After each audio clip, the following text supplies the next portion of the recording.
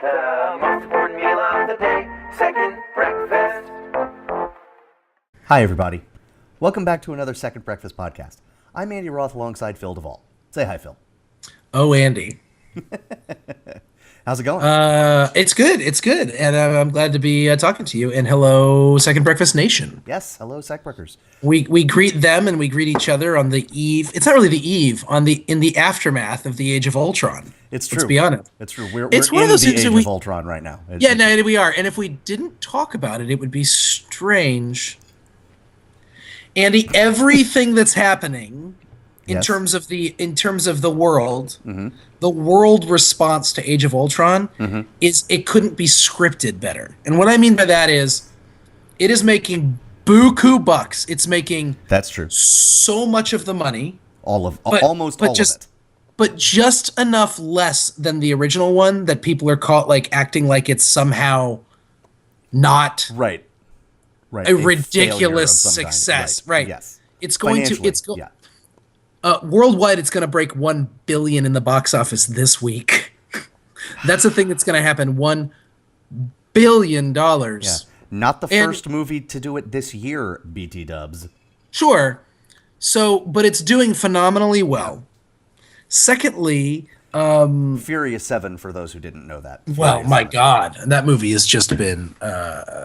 It's Juggernaut. By the way, Furious 7, not remotely the best of the 7. Maybe the second or third best of the 7 that I can think of. That's still kind of a miracle. Agreed. Oh, listen, we haven't even done a podcast on the Fast and Furious movies, which is our fault, and mainly by our, I mean my. But everyone should know who's listening that in 1 week I watched all 6 of the ones on. And Andy Roth sent his Blu-rays because Andy and I still have we don't digitally do things. Andy and I do everything. We're all analog, and we're all we're living in the material world, baby, and that's right. okay. Physical media, dude. So Andy sends me. Andy goes, "I need you to watch all of the Fast." Can I tell them this story? Is that okay? Please do. Okay, so Andy goes. I'm gonna. I need you to watch all of the Fast and Furious movies before the 7th one comes out. Now, here's my stupidity. I live down the street from a DVD store that I actually say I go to. I never go. And I said I didn't even think I should go to my DVD place and rent these videos. I thought to myself, how the heck is this going to happen? And I'm not going to spend money on these if I haven't seen them. I don't know if they're any good. So Andy's like, I have them all on Blu-ray. And I'm like, well, you need to send them to me. And he was like, well, I live in North Carolina and you live in California, and I'm not going to send you all of my Fast and Furious Blu-rays because there's no way that you're going to watch them and get them back to me before I have enough time. And I was like, how much time? So anyways, Andy and I went back and forth for a little while, and what it came down to was he very, and I mean very begrudgingly, It's true. sent me, boxed up his 6 movies, put them in a box, wrote me a little love note that very passively aggressively was saying, you better watch these or I'm going to ruin your life. All of the begrudgings. Yes. Yeah, It's true. Yeah, all of the begrudgings. Every single one of them. Yes. And then some. Yeah. And then you said, okay, look, you got to watch these in 1 week. Yep. And I did. You did. I watched them all in 1 week. You took them down. And then sent it back to you, and then went and saw Furious 7 the weekend it came out, and we need to talk about those at some point. It is astonishing, and I'm glad we're talking about this as a precursor to today's Avengers: Age of Ultron conversation, because what I believe that Avengers is doing, and what Joss Whedon has done, and what the Marvel team is trying to do is a very ambitious and astonishing thing. Thing isn't the great word, I guess, but an astonishing achievement. Yeah. And I want to say that there is something astonishing about about 7 Fast and Furious movies existing in the world. Agreed. And the 7th one might not be the best, but it's not the worst. It's not even close to the worst. It's No. worst. And I mean, it's the most ridiculous for me. Well, that's true, but that has been true since at least 5. Like God. So for me, 5 is the best. I don't think that's I think that is an almost universally held opinion. Is that right? Yes. And by the way, Fast 5 is a great name. Totally. Just a great Totally. name. So, anyways, If the entire movie were just the safe breakout at the end, it might be the best movie of the seven. I'll tell you what, you're right, but Andy, the thing that really got me the first time was actually the escaping from the train. The train sequence. Oh, yes. And Vin Diesel driving up and that whole thing. Like, Yep. Andy, I lost my marbles. It's like true. It's true. I went a little goofy Yeah. and screamed at the television loudly. Look, we'll do our 27,000 part Fast and Furious. Okay, you're right. I apologize. So my point is, no apologies. my point is, it's funny that we have to find reasons to defend Avengers: Age of Ultron. Both, I think, both on a commercial level and on a critical level. But I think today, and my job isn't to be an apologist for it, because I don't think it's a perfect movie. But why should it be? It's just a movie. It's really well done. Yes. Anyways, But I want to start us off. As the Vision Go ahead. says, What are you going to say? As the Vision says, there is grace in their failings. Yes. Oh God, we're going to start talking about the Vision real soon. I want us to pause. Oh man, you really actually tapped immediately into one of the places of my greatest sort of, I'll just say, tension with the movie. Okay. And I say that with respect, because I think if I'm not even going to critique it. I'm going to say it's not even a critique of the movie or a failing of the movie. It's sort of like where I sit in tension with that movie. Sure. And I think the revelation or the revealing of the Vision character and his presence in the movie was, for me, a little bit problematic, or at least a little bit sort of, it pushed my buttons in very interesting ways. Sure. So we'll get into that. But Andy, you know what I'd like to do first? What would you like to do first? Well, Andy, I'd like to take a step back. Do so. And if you don't mind, I would like for us to do something we haven't had a chance to do in quite a while, and I think it's about time, which is to dip right into our mailbag. Let's mailbag it up. Let's do it. I love Andy, it. we've had some really wonderful questions. And folks, if you're not familiar with the mailbag, then really, what rock have you been living under? It's true. It's a bag of mail, and then we reach into the bag of mail and we pull out a piece of mail. Okay, in the olden days, there were these things called letters. And we wrote them, and then we put them in the mail, which was the thing where it delivered it to you. Never mind. So anyways, we have a couple questions that are actually totally digitally sent to us. Right. They are unrelated questions, and but I want to address them together and in relation to what we're going to be talking about. Okay? Mm-hmm.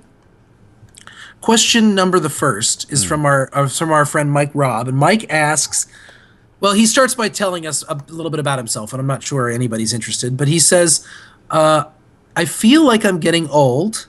Michael, you are, and true. get off my lawn. It's true. I feel like I'm getting old. And then I pressed the wrong button and lost the mail. Here we go. I feel like I'm getting old. The constant churn of new... That's what happened. The constant churn of new superhero movies is dragging me down. It's a little hard to get excited about them anymore, even though I was an avid comic book fan. Is this a bubble that will eventually pop, resulting in a dwindling number of superhero movies? Or, when it starts to go stale, will they just start the Marvel Cinematic Universe all over again through reboots, causing me to wither up and die?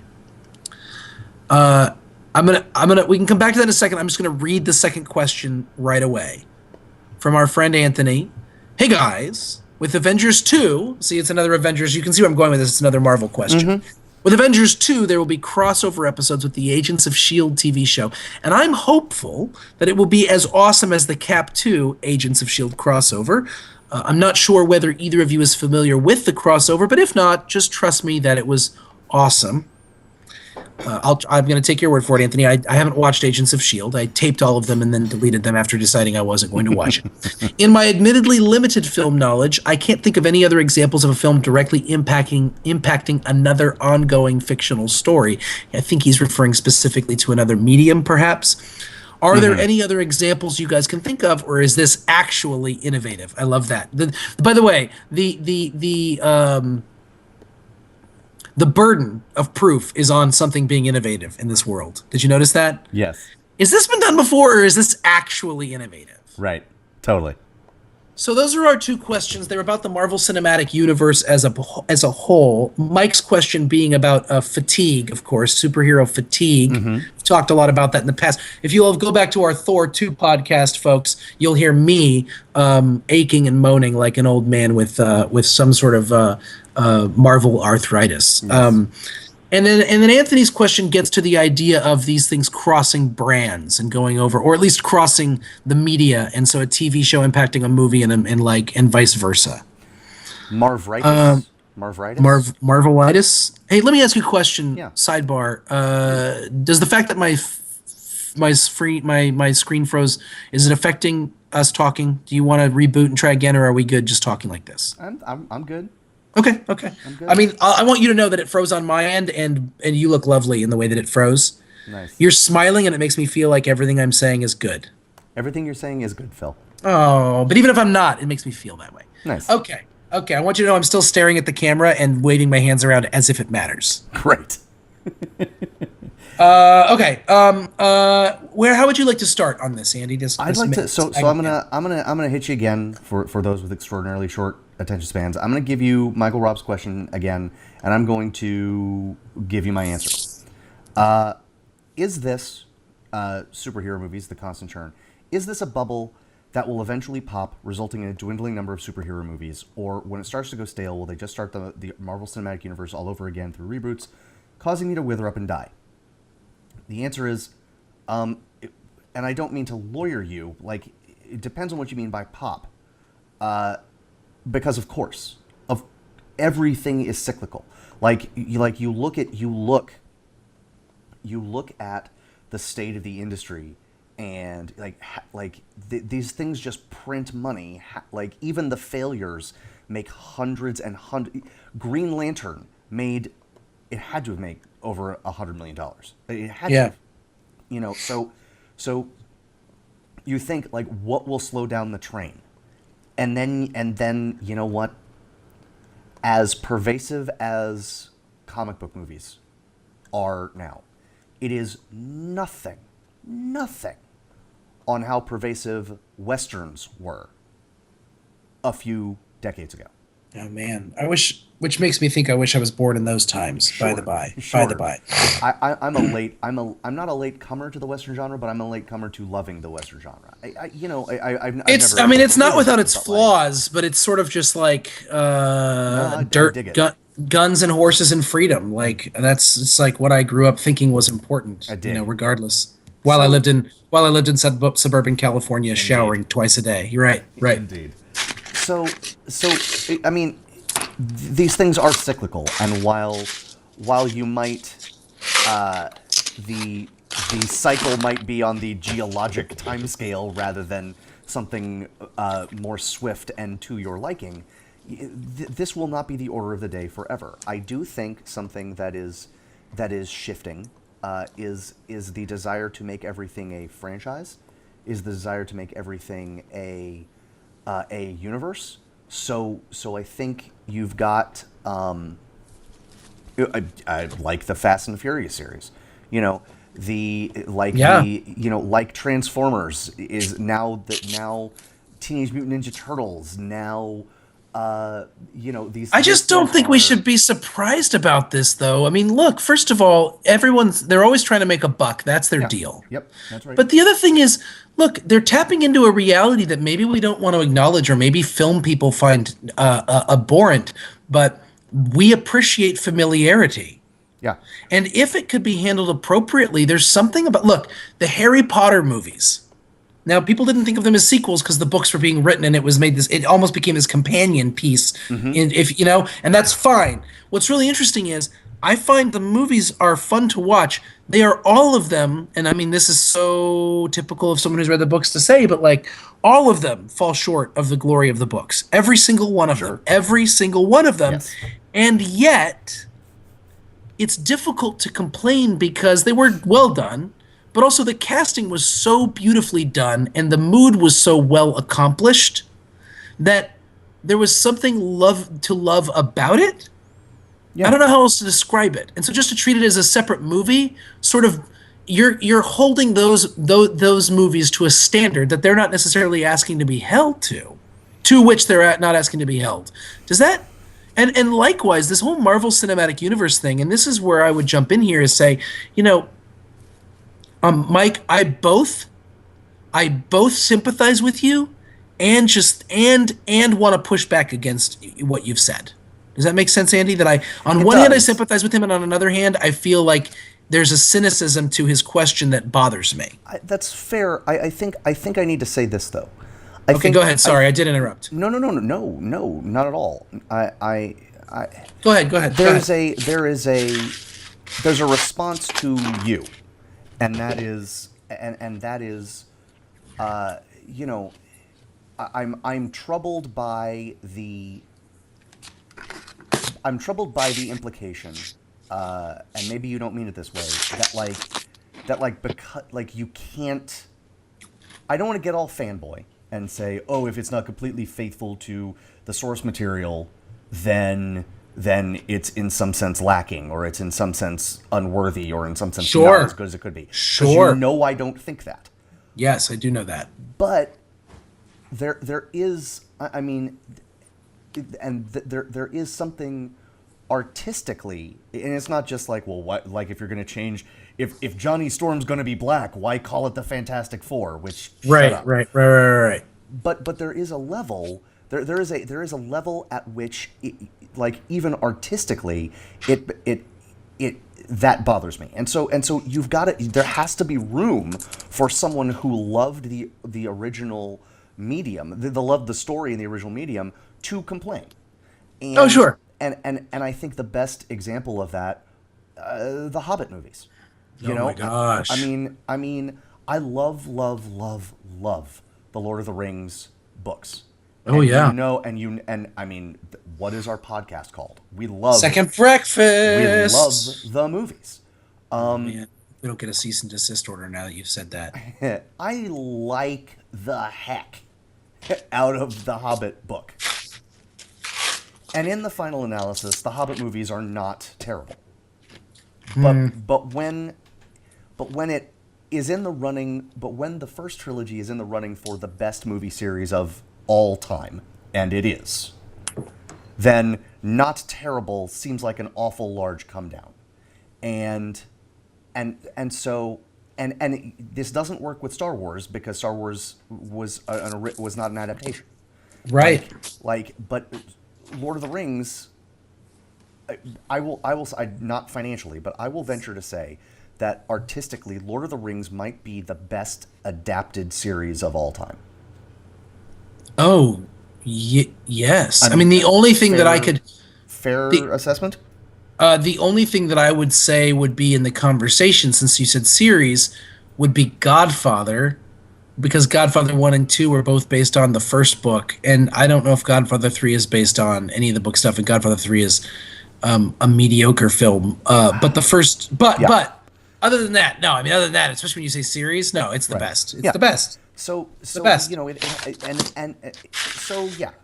I think there has to be room for Mike as a comic book fan to be fatigued, and that fatigue can come from just the sheer number, because you know what, when I walk into a comic book store and I see that Wolverine is in 7 different series at any given time, it wearies me, and I don't even read them, let alone need to buy them all to keep up with them. But there is that aspect to it. Does that make sense? It does. Oh no, you make a ton of sense.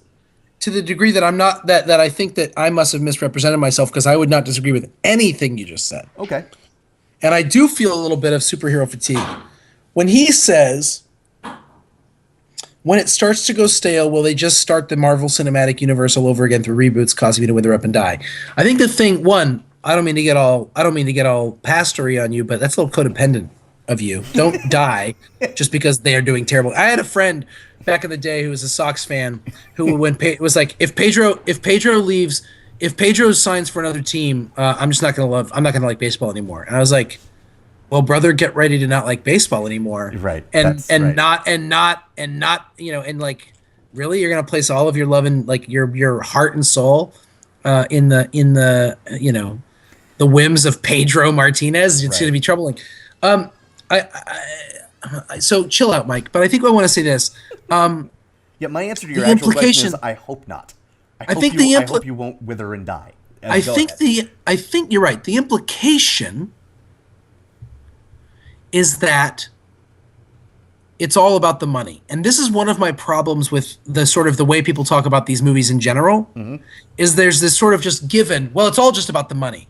Now look, hear me out. For a large number of people, it is absolutely all about the money, no question about it. Right. No question about it. Right. But there's a lot of creative talent involved in these movies. And I want to say this, what Marvel Studios is trying to accomplish in the filming of the Marvel Cinematic Universe is, in my opinion, an essentially creative endeavor. Yeah. Is money involved? Yes. Does money make it much more attractive? Unquestionably. If money wasn't involved, would they do it? Of course not, because you can't do what they're doing if it's not profitable. Right. That's normal.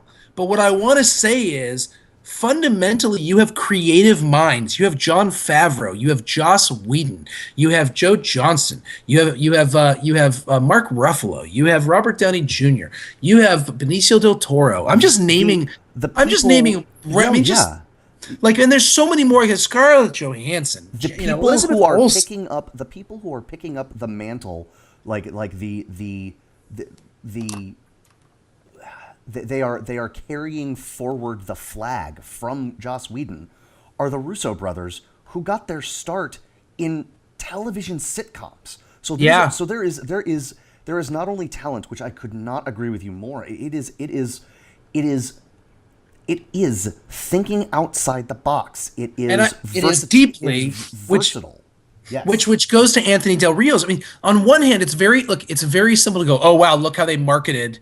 Of course, Disney owns ABC and Disney owns Marvel, and look how they're doing this Agents of S.H.I.E.L.D. Right. Look, now, that wouldn't matter if Agents of S.H.I.E.L.D. was awesome. Apparently, it's not awesome. Although, and apparently Agent Carter is awesome. I haven't seen that either. Right. The only thing that matters is it good? Yep. And if it's good, who the bleep cares? Now, I want to take it one.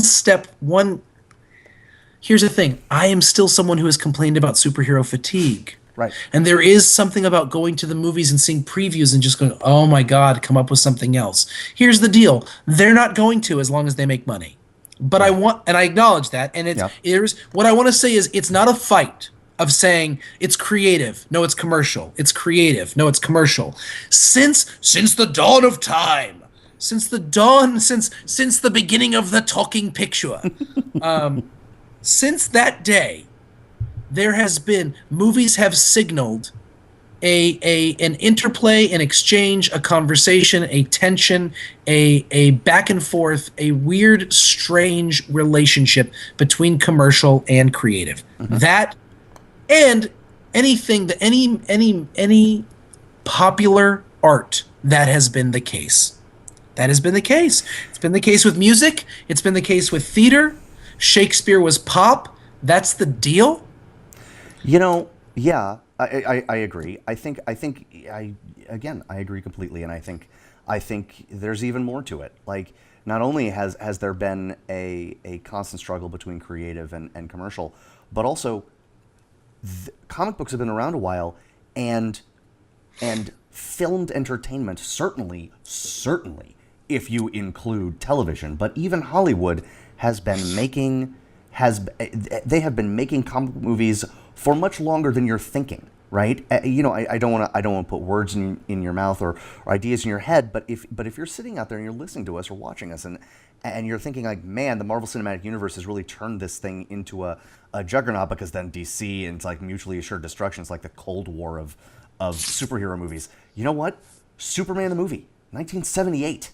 Right? Oh yeah. Batman the movie, 1966. Oh yeah, right? and like, yeah, this is not a new thing. No, it's not. But we recognize, and you've already said it. You're right, but you're right. I know you're right, but we recognize that right now would you? This is a. Is it a dearth? Is dearth the lot or a little? I forget. little. Oh, is it not dearth? Whatever the opposite of dearth is. Glut? This is a glut, Andy. Andy, yes, Andy, Thanks. yes. Thanks, Phil. This is. I mean, the amount of superhero movies at this point is overwhelming.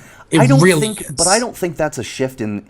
I wonder if that's a shift in the market or in the market thinking, or if that's a shift in, hey, now I can film a guy swinging around on a spider web and it doesn't look stupid. I mean, I think the answer to that is yes. You know? And I think the answer to that is yes. I also think we are now, look, it's our generation is now in charge. Now, we're not in charge of studios. You have to be, you're now getting, you've got Gen X and baby boomer people in charge of studios. And you and I are right on that borderline, that Gen X millennial borderline. But what you're seeing from younger Gen Xers in this, that like people who are coming into their own, I mean, we talked about this before, Wreck-It Ralph, the best examples for me were Wreck-It Ralph and Scott Pilgrim versus the World are movies that are being made by people of our generation. Yeah. And they feel like they're our generation. People who were raised on video games, who saw Quentin Tarantino movies in the theater for the first time, who stuff like that matters, and who grew up on specific cartoons. Like comic books have been around forever, and there are the oddball sort of boomers who dug comic books. But like we're really seeing the age of when the people who grew up on that stuff are now taking creative control at the same time as you have this technological shift. Yeah. All that to be said, Mike Robb has the right to be exhausted a little bit by this. I think he does. I want to say something else. And that is this. Like, because I don't think, and this hurts me because I feel like I'm hurting the feelings of a lot of people who I love, but and those people who I love are directors who will never know who I am. My favorite director working today, and I don't think it's close, is Edgar Wright. Oh wow. Okay. And I think what I agree to disagree. What you disagree that he's my favorite? Yes. Sorry. Go ahead. Andy. I'm sorry. I'm being difficult. I love you. Go ahead. I love you too. So I hurt you in your stupid face. Go ahead. I hate you and I have half a face. So I don't think there's an argument. I think his first. I thought your favorite was Paul W.S. Anderson. Is that not? Oh, you are the worst person in the world. You are the worst person in the world. Short list of others just to prove bona fides that I have actually thought about this. Wes Anderson, different Anderson, no relation. Wes Anderson, Richard Linklater, and then if only he had stopped making movies a few years ago, Steven Spielberg. Are your favorites working? Yeah. Oh, that's strange, man. I mean, for me, it's so clearly Tarantino, Coen Brothers, Scorsese. Tarantino, Coen Brothers, and Scorsese, and then probably Wes Anderson. We're getting off topic. Suffice to say this. Oh, it's such a good topic to get off on, though. But go ahead. Suffice to say this: Edgar Wright's still my number one. Yeah. But if you ask me to repeat who else was in the conversation, I very well could have said those. You know what I mean? They're all my top 7 or 8 are pretty indistinguisable in No, my heart. sure. Except Sorry, for so Edgar your Wright, point. because I feel like your point about Edgar Wright. Yep, You're so okay. I know. Like, but Edgar Wright seems to like. I feel like I haven't seen a frame of his that wasn't his vision in any of his movies, and that just it warms my film going heart. Yes. And of course that's true for the others. Certainly, Wes Anderson has never shot a frame. I think there's something to be said for a specific filmmaker resonating with you in a very specific way. It's what I hear you saying. And while Wes Anderson does, and while Richard Linklater does, and Spielberg and Scorsese and the Coen brothers, and certainly Tarantino, Edgar Wright has it for me. And I'm this is a big buildup because the one sort of either knock on him or on Marvel has been their failure to get along on Ant-Man. And I was super excited. I was super excited to watch his Ant-Man. But you know what? Yeah. I'm super excited to watch Peyton Reed's Ant-Man. And the reason is... Can you tell me a couple things that Peyton Reed has done? No. Okay, you keep talking. No, I don't care. Because No, keep talking. No, but you've actually asked me the precisely correct question, and here's why.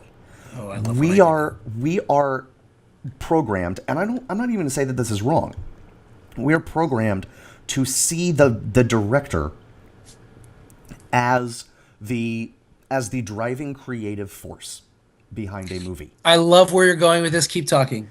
And what I think Kevin Feige has done and Marvel Studios has done, I think they have just shifted it one level on the ladder, one level up the pyramid, where it's the producer. And the fact that I believe Marvel, and I believe everyone involved with Ant-Man when they said, you know what, we just couldn't make it work. We just couldn't make it work. And that's okay. I mean, you know what you never hear about? When the director has to let the lighting guy go. When the director has to let the costume guy go. You know? Well, okay, you're right. So let me jump in. Can I jump in on this with you? Please do. Well, what's really interesting to me is I literally just like yesterday came to a similar conclusion about Ant-Man. And that was this. I was thinking about the Marvel Cinematic Universe as I was preparing for this podcast, and I was thinking about Ant-Man, and I was thinking about how annoyed I was that Edgar Wright was off the project, and how I was like, right. I've been anti the project ever since. Okay, right. I've been contra this project ever since. But what's interesting to me is that just out of nowhere, I was thinking about it, and I was thinking, as I was thinking about what it meant to me that there was such a thing as a Marvel Cinematic Universe, and then I was thinking to myself how important I think it is for Edgar Wright, and rightly so, being him, to be able to execute on his particular vision, and for him to have had very personal feelings about Ant-Man long before there was a quote-unquote Marvel Cinematic Universe to contend with. It makes sense that this isn't going to work. It makes sense because it works in my head that Edgar Wright's going to go like, look, I've got this very particular vision, and then Kevin, is it Feige? Is that how you pronounce it? I think so. Well, fine. So that Kev says to him, that's cool, dude. I love what you're saying. We have certain things we have to accomplish. Right. And what bothers me is that there's this whole contingent out there who's just like, well, that's the crass commercialism of Marvel Studios. And it's like, look, I'm not saying that there's no commercialism in Marvel Studios. Right. I'm just saying I actually don't think it's that crass. Right. I see. I mean, it's commercialist. It's commercialist, but there is creativity happening. Yes. Guys, and Mike, this is what, and here is my final, like, my response to Mike's question, and to other people that I know are on this bandwagon, and even to myself when I think about fatigue. If you want to be fatigued about comic books, be fatigued about comic book movies, please do. But what I want to say is, take that out on DC Comics. And by the way, I am not a comic book reader. I've tried several times. Sure. So I am not a anti-Batman or Superman or whatever. This is not a Marvel's better than DC Comics conversation at all.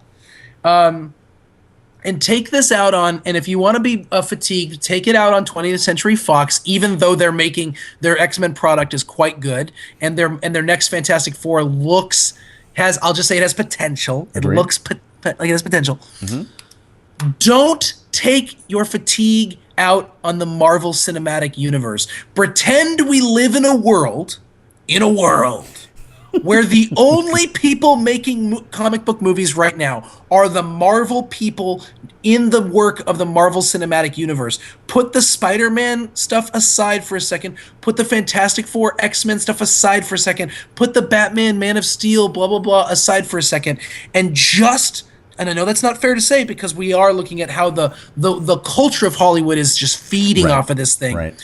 But what the Marvel Cinematic Universe is doing, whether it's perfect or not, whether it's great even or not, is so fascinating. And Mike, as if you like comic books and you like movies, I want you to be on board with this. As someone who gets $0, as you may know, and has only given money and time to the enterprise, who gets nothing out of saying this, as a movie guy, dude, be in on this, because what they're trying to achieve is effing fascinating.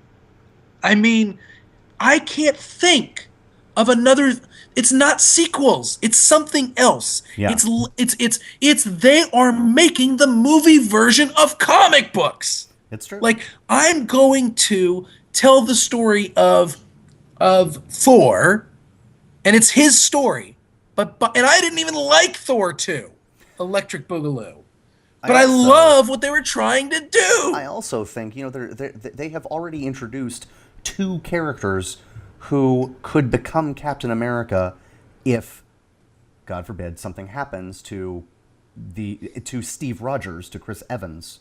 Like, there is no in the comics, both the Falcon and the Winter Soldier have become Captain America at some point. So I don't think I think after Infinity War in 2018 and 2019, I think we're going to see something. I don't think it's going to be a reboot. I think it's going to be another opportunity for Marvel to be awesome.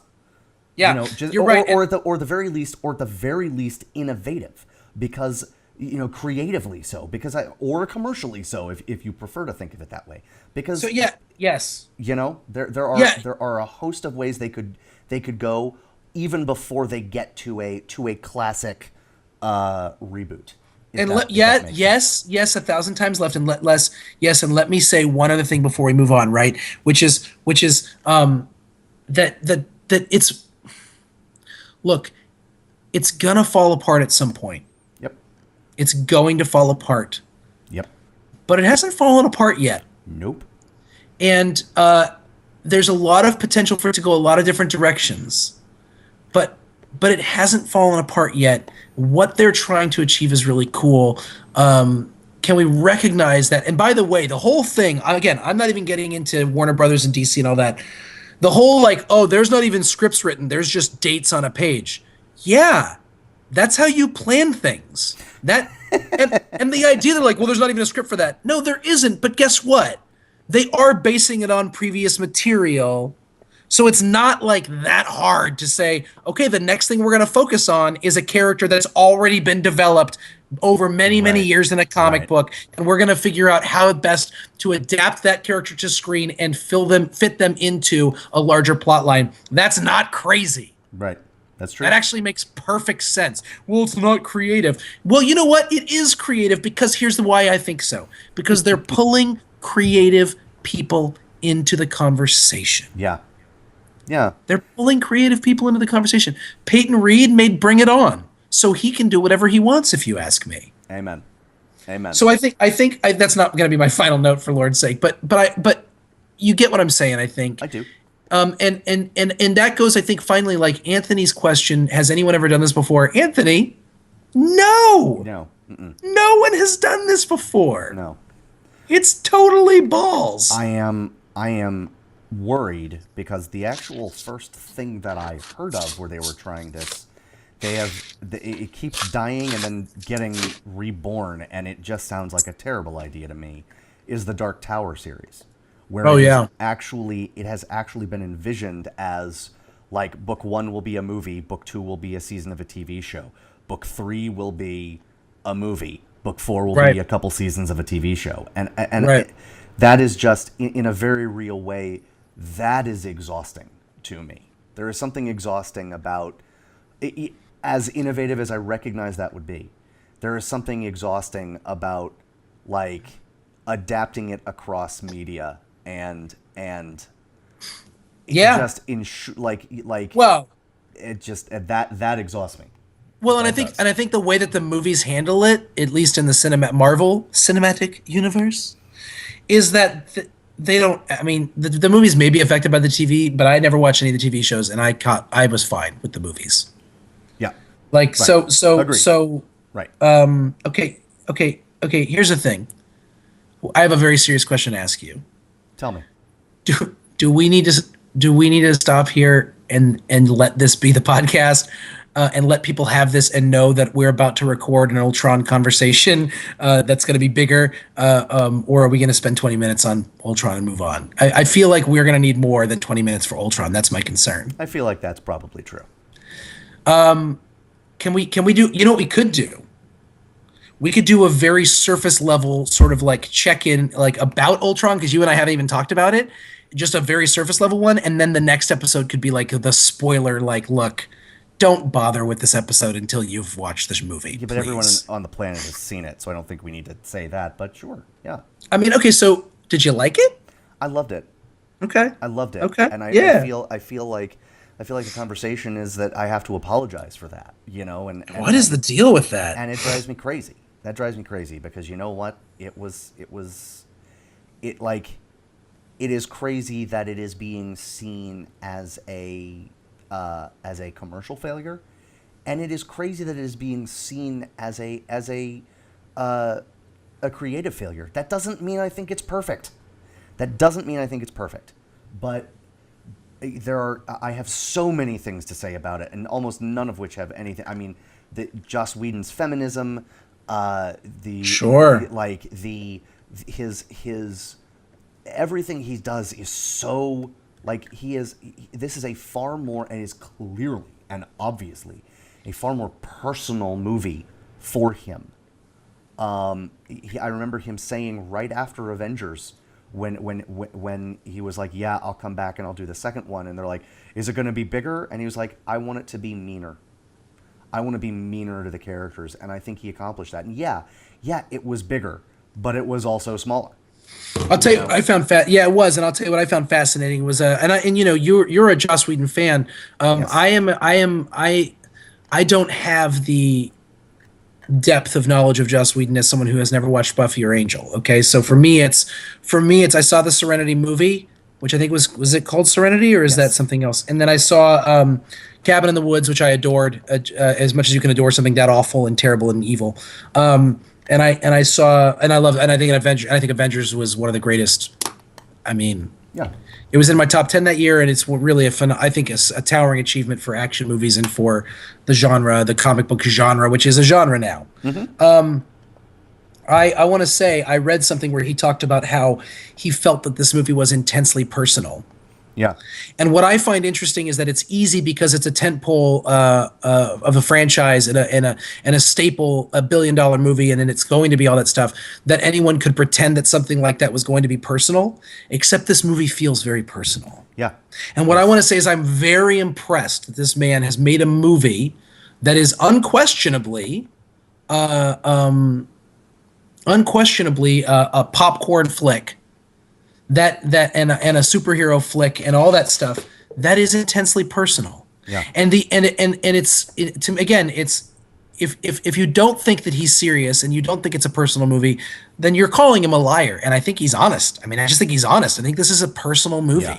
Yes. I think that it feels personal and big at the same time. Mm-hmm. And we'll get into some of that next week. But for me, when I think about things like him talking about, I know that he's an atheist. And I know that he's a humanist, mm-hmm. and I see a lot of atheism and humanism in the conversation of this movie, mm-hmm. in a very interesting way. I also want to say in ways that I personally don't even want to use the word agree with, because that's just not the point, whether I agree with it or not. Right. That don't work for me, yeah. Doesn't resonate with me personally, yeah. and that I want to push back against, I want to flesh that out next episode so people can know when I say that what I'm talking about, and know that I'm not just a religious nut. I am a religious nut. I'm not just a religious nut. Right. Right. But I also the idea that an action movie, a great big fat action movie, and a great big fat comic book movie, and a tentpole of a franchise, blah blah blah, could be a movie that is trying to say things, and to which we actually have to respond thoughtfully. The movie is trying to say this, or is saying this, and that's something worth considering and arguing with. I find that to be worth our time. Yeah, agreed. I just think it's worth our time. Mm-hmm. And it is darker, and it's scarier, and in certain ways, and more difficult, and in some ways less enjoyable, but never because it's a failure. Right. You get the sense that the things that were less enjoyable about it, he was like, no, I don't necessarily. I want people to be uncomfortable right now. I want people to. Things happen that aren't enjoyable. And I remember reading him saying, Mr. Whedon saying, after making this movie, I don't want to make another one. I care too deeply, and I don't want to do this to myself again. And I thought, oh, that sounds so artsy. And then you see the movie, and it's not an art movie. But it's not an art movie. It's a commerce. It's a pop movie. Yep. And it is a pop movie, and I can completely understand why he feels that way. Yeah. It's like the Beatles. The Beatles are pop, but the Beatles but you never question. For me, there's certain songs you might, but overall with the Beatles' output, you never question the fact that they are giving you something of themselves. It is the art. Agreed. It is the artistry of pop craft. And I think Whedon fundamentally gets that. I agree. Maybe better than anyone except for Jon Favreau. I think the two of them are peas in a pod that way. And different pods, but peas, and different peas, but they are kindred spirits in that sense. And maybe Spielberg is too. It's that sense of like, pop movies are very personal to me. You're right. You know? Right. Yes, there is. And it doesn't mean they always make the best thing ever, but they right. interesting. But there is no reason that, that Spielberg and his friend, Richard Donner can't get together and make a movie about these kids who are foul-mouthed and ridiculous, but go on a truly rousing adventure.